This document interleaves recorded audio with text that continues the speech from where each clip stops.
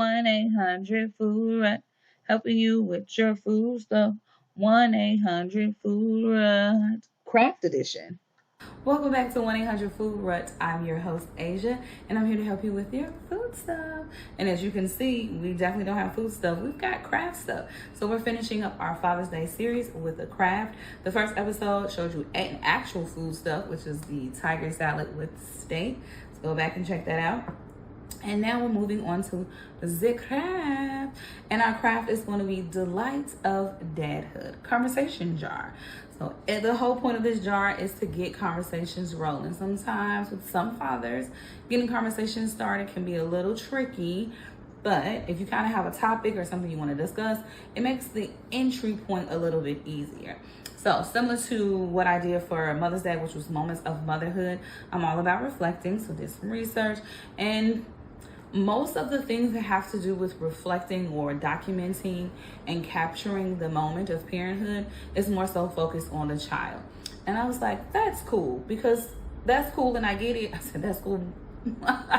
That's cool and I get it. But it's also like, okay, well, yes, without a child, then you don't become a parent, right? But also without a parent, there is no child. So just as the child is experiencing this, you too are also experiencing fatherhood. So it's like, you know what?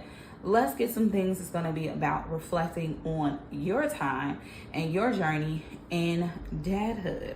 So that's what we're going to do. I'm going to tell you what we need. We're going to get into construction and then some information about how I kind of set it up for myself. It may be in that order that I just said, or it may not be. But either way, that's what you're going to get. So let's get into what materials, my mind wants to say ingredients, what materials you're going to need for the Delights of Dadhood conversation jar. Alrighty, so as you saw in the intro before we started the video where I'm singing my 1-800-FOOD-RUT, you saw that the jar and it was filled with strips of paper. So that's what we're doing. Even though I am doing it where it's manually, you can also do this digitally as well. And even though I'm having them have the conversation, you can document the information for them, or you can document the information and then send it to them, or have them record it and keep up with it how they choose to, not how they choose, but when they're answering the questions. But let's get into a physical version, okay? So you're gonna need some paper. I am just using some pastel paper. You don't have to do this, but just some type of paper. I've got cardstock. The cardstock is going to be for the label that's on the outside. You're gonna need a tool so that you can do some cutting. Baby, I can cut a straight line unless I make some guys, or I have a cutter like this. I got this from Michael's 11 years ago, and I'm still good with the blade. But so I have that. Then of course you're gonna need a jar or some type of container. If you don't want to use a jar, just a container that'll have somewhere for you to close it. I'm using color pencils. I only really need it for the cover, but I don't necessarily need it for anything else. But I mean, hey, if you want to write in color pencil, using color pencils, do your thing. Something to write the questions with, I'm using a pencil. We're gonna use this to help kind of laminate the label. And then I may or may not use the twine, I don't know. And yes, that's all you need as far as materials to make this, okay? So now let's go into talking about construction. I believe that's what I'm about to talk to you about next. Is it construction, or how did I get there? That's probably gonna be a mixture too. Either way, we're gonna see together in this next clip. Now to the construction of it all. Essentially, construction is really just the strips of paper.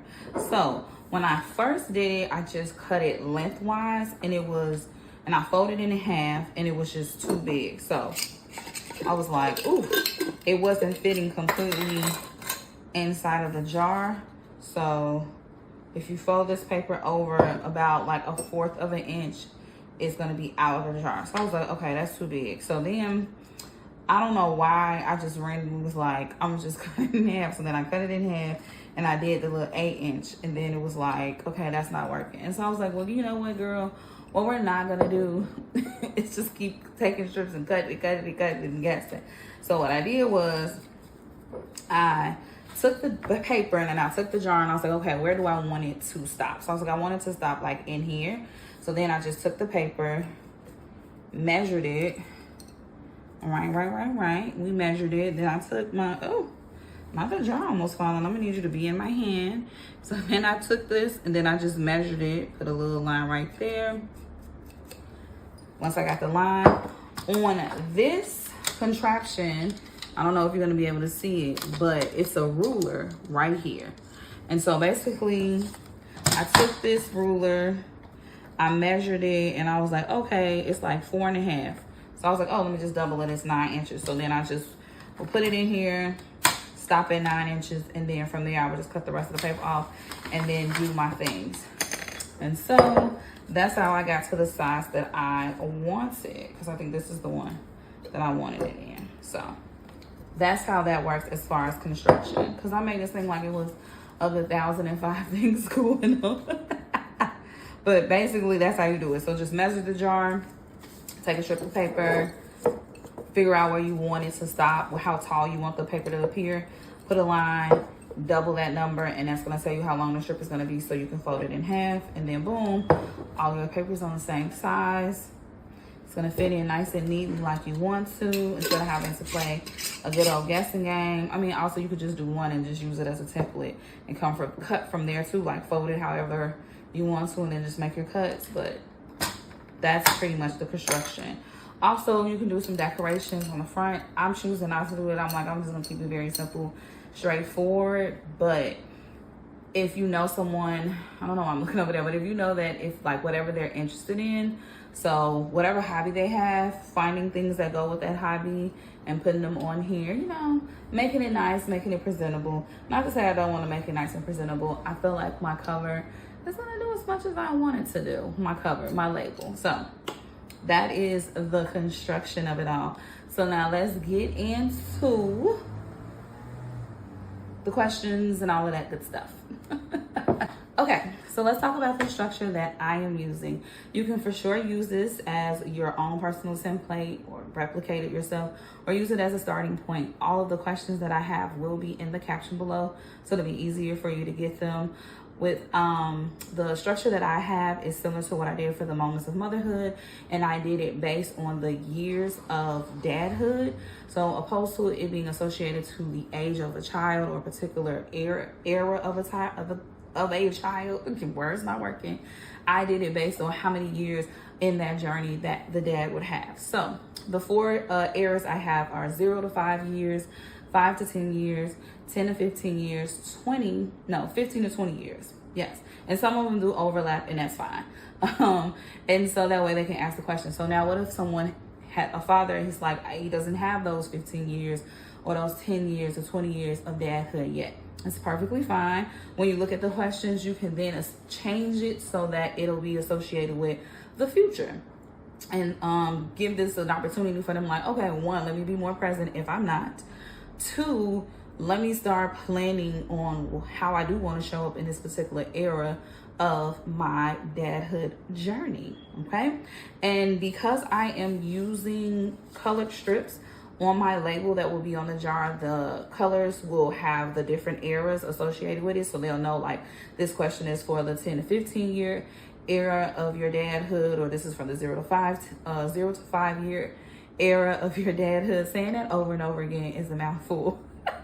Just to make it easy. But if they don't have that and they want to answer the question for whatever era, absolutely they can. Because the whole purpose of this is an opportunity to talk about the experience of being a father, the experience of being a part of someone's life in that way. You know, this is everybody's first time. So let's remember our first times, let's remember our first experience. And I also did it based on the years, because what if you have multiple children and I don't want it associated to just one child? Again, I want it to be about the dad. Like, what has been your experience? Because maybe you had 2 children within the 0 to 5 year, and then from the 5 to 10th year, you moved to 3 children. So that experience is going to be different, and then you go from there. Now, some of them questions are a little bit based around the experiences that a child will be having, but most of them is about the dad. So with that being said, I'm gonna read 2 questions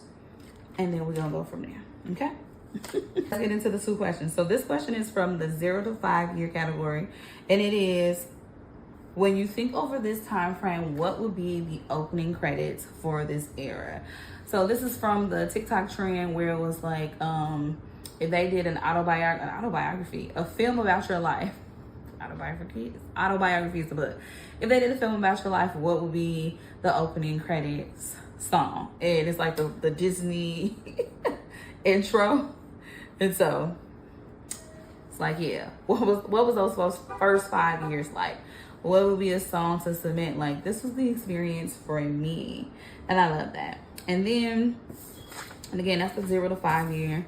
And then let's see. One more. Oh, no, I don't want to do that one.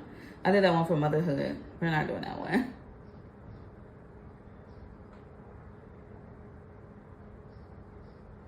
Let's see. So this will be the 10 to 15 year, and it's asking, throughout this journey, you had many, wow, I'm somebody's dad. What was the one that made yourself proud and why? Because you know that 10 to 15 year is puberty city. So you got to big up yourself in that era. Like, oof. Okay, we've got a whole new person up in this game. Because, I mean, that's essentially what's happening. So, you know, big up yourself because you need to give yourself a pat on the back and be like, no, I was proud of myself in this particular time. And this is why I was proud of myself. Because that's very important that you give yourself your own flowers. All right. So I'm going to get to writing the rest of my questions. I'm going to put my strips of paper in here. And, oh, wait. I need to show you how to make the label. Not make it, but laminate it. So let's do that. I'm going to come back. I just realized I never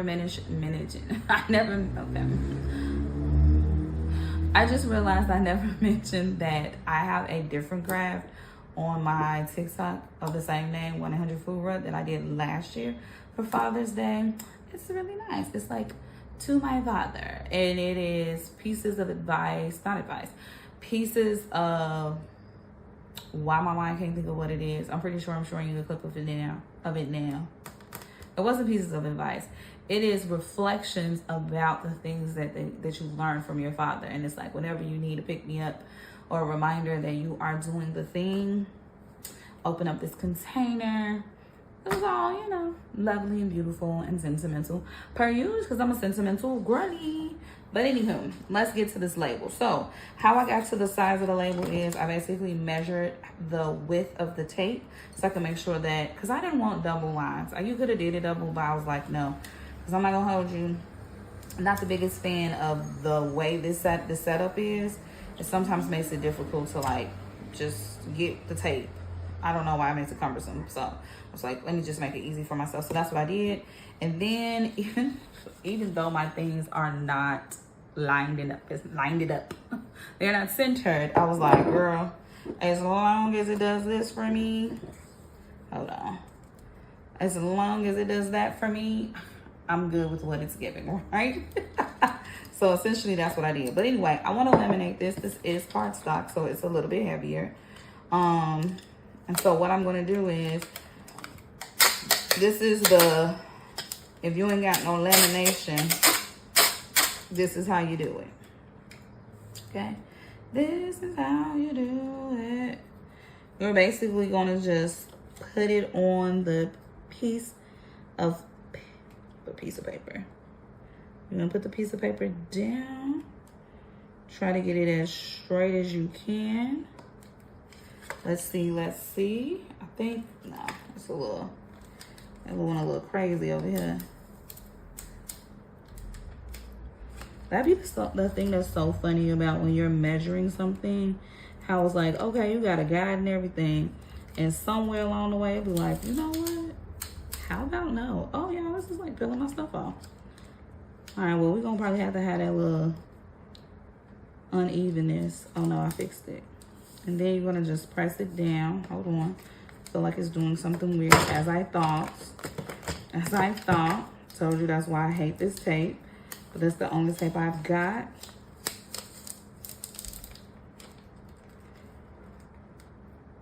Okay. Well, that's what we're going to have to do. And then you're going to just tear it off. just fold it over. I'm gonna go back around and probably like cut off any excess that I have at the top. And then boom, there you go. You got your laminated. I don't think I'm gonna tape it on the other side.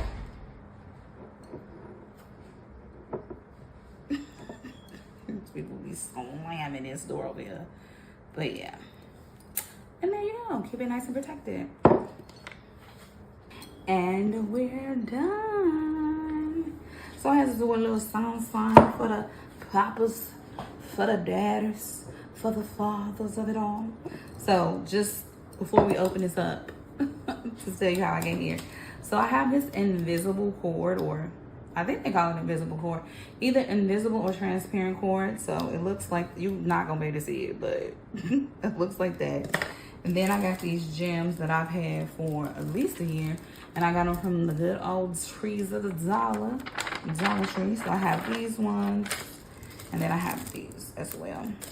And then I just doubled them up so they can kind of be on both sides, and boom, some slide, not too much, just some slide. So now it just looks like it's just hanging, like, oh my goodness, it's cascading.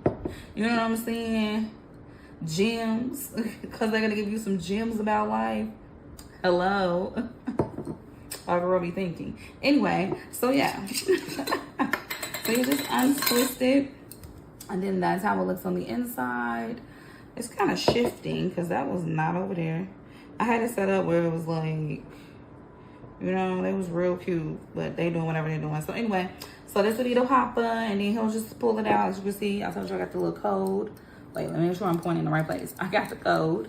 So this will be a question. They'll pull it out, and they'll read it. What conflict during this time are you proud of, and how did you handle it? It's blue, so it's 5 to 10 years. And then it'll be like, oh, let me think about what was going on with them when I was 5 to 10 years into my fatherhood journey or my dadhood journey.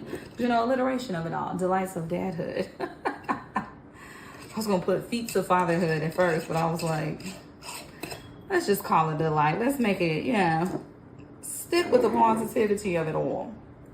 And make sure you lined up, because clearly I ain't care about no type of centering or anything.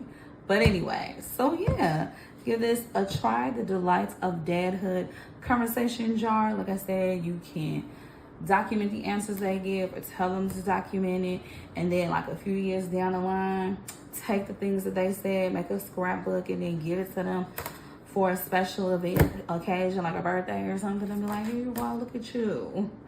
People be paying attention, because sentimental gifts are important. It's something that people remember all the time. As well as being a part of someone's life, being a parent for 5 years, a decade, 15 years, 2 decades, 3 decades, 4 decades, more. It's truly a blessing, and it is time to continue. It's time to and then continue. It's important that we continue to celebrate the parents, the dads of the world. So with that being said, until next time, somebody is getting their water delivered. Anywho, it's the next time. Bye. Oh, let me open it so you can pour one. Okay. Bye.